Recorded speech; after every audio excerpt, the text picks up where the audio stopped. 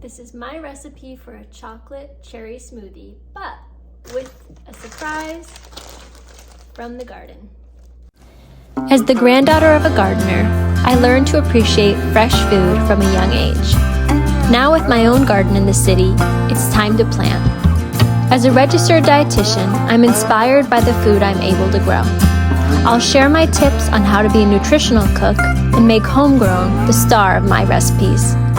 Learning from educational resources, friends, and some wise seasoned veterans, I seek to uncover the secrets of gardening. So the secret ingredient in this smoothie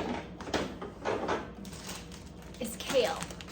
And what I do is I grow it in my garden over the summer, and I have so much left over because kale is one of those plants that as long as you keep cutting it, it'll come back all summer long, even into the fall. I had kale until November. So what I do is I cut it up and I freeze it, and I put it in the freezer so that all winter long I can pull from it and make smoothies, I can make soup, and it's fresh from the garden. When I came up with this recipe, I was working in sports nutrition, and one of the things they used a lot with the athletes is cherries. Cherries have been shown to have anti-inflammatory properties, so they would often give it to the athletes after they would exercise. So I wanted to incorporate cherries into some sort of drink, and I thought they went really well in this smoothie because there's chocolate, so cherries and chocolate goes perfectly together. In this recipe, I use 1 cup of, I just use frozen cherries. Okay, so to our cherries, we're gonna add 1 banana.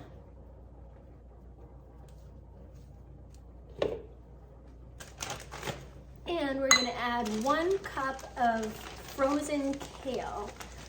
You could use fresh kale if you don't have frozen kale, or you can buy some kale and freeze it.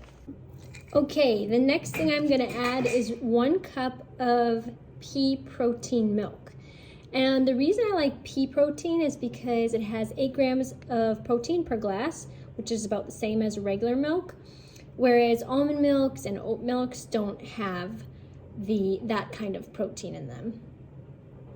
And I usually don't measure, but for the sake of this recipe today, I am going to measure.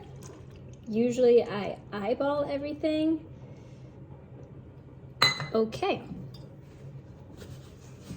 And 1 tablespoon of your favorite dark chocolate. I'm just going to use chocolate chips, but you could use a square of a bar if you have it, or whatever you have. Okay, so this last step is optional. You could add a tablespoon of peanut butter, and this will make it a little bit richer. So if you're looking for a little bit of a heartier snack or like a breakfast on the go, add the peanut butter. I'm feeling very indecisive and I want to show you both. So I'm going to blend this, take half out, and then I'll add the peanut butter and have 1 of each.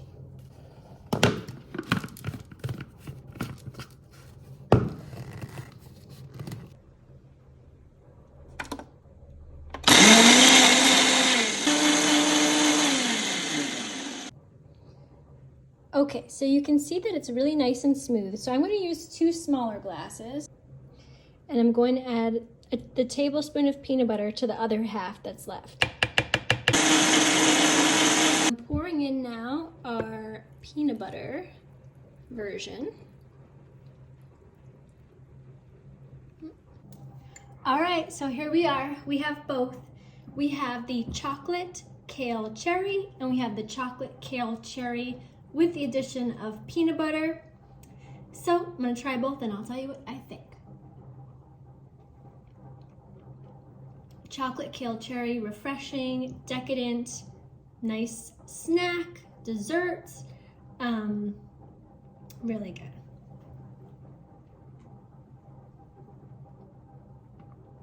Chocolate cherry kale plus peanut butter, a little bit richer, good for a hearty snack because you get that healthy fat from the peanut butter. And could be a breakfast. If you are somebody who doesn't really like to eat breakfast, this is a good one. Smoothies are good because it's easier for your body to digest. So 2 good options. I don't know how you're gonna decide. You're gonna have to make both and just drink both like me. So cheers, salute, and don't even tell anyone that there's kale in here. It's a secret and they'll never know.